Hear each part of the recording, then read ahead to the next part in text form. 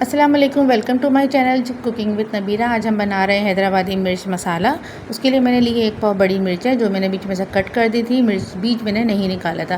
Pan में मैंने तेल गरम किया है। उसके बघार के लिए मैं डालूँगी साबुत मिर्चें, कलौंजी और मेथी। इन तीनों चीज़ों को हम थोड़ा सा रोस्ट करेंगे। उसके बाद हम इसमें कड़ी पत्ता डाल देंगे। हल्का सा हमें जलाना नहीं है, बस हल्का सा रोस्ट करना है। ये देखें, इसके बाद मैंने कड़ी पत्ता डाल दिया है। कड़ी पत्ता डालने के फ़ौरन बाद ही मैं इसमें डाल दूँगी खशखाश। जो मैंने आधी पहले खशखाश ली थी, इसको बहुत अच्छी तरीके से मैंने पहले पानी डाल के धो दिया था। धोने के बाद मैंने इसको सिल पे बारीक पीस लिया था, पेस्ट बना लिया था। जितना ये बारीक पिसा होगा उतना ही आपकी मज़ेदार से ये मिर्चें तैयार होंगी। ये देखें, बारीक सा डाल के मैंने इसको मैं भून रही हूँ। अच्छी तरीके से इसको भूनना है और उसमें थोड़ा सा हमें पानी भी ऐड करना है, ताकि इसका कच्चापन चला जाए। इसको भूनना हमें बहुत अच्छी तरीके से, इसका जायका इसी से ही आएगा। हल्की से खुशबू आने लगे। अब इसमें डालेंगे हम ड्राई मसाले।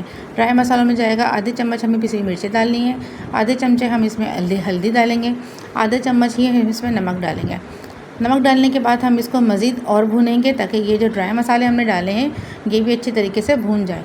हम इसमें एक एक दो चम्मच पानी ऐड करते जाएंगे और इसको भूनते जाएंगे। ये देखें, अच्छी तरीके से इसको भूनना है। इसकी खुशबू आनी चाहिए। जब आप खशखाश को भूनेंगी तो खशखाश की एक अलग से ही खुशबू होती है, जब खुद महसूस करेंगे तैयार है। ये देखिए, मेरा मसाला तैयार है। इसमें तेल जो है ऊपर आ चुका है। अब इसमें मैं ऐड करूँगी तकरीबन 1 से 1.5 कप मैंने इसमें पानी ऐड किया था, ताकि हमारी मिर्चें गल जाएंगी इस पानी में। ये पानी ऐड हो गया है। पानी हल्का सा गर्म हो जाए तो फिर इसमें मिर्चें डाल दूँगी मैं। ये देखिए, मिर्चें डाल दी है मैंने। मिर्चें डालने के बाद हम इसको ढक देंगे।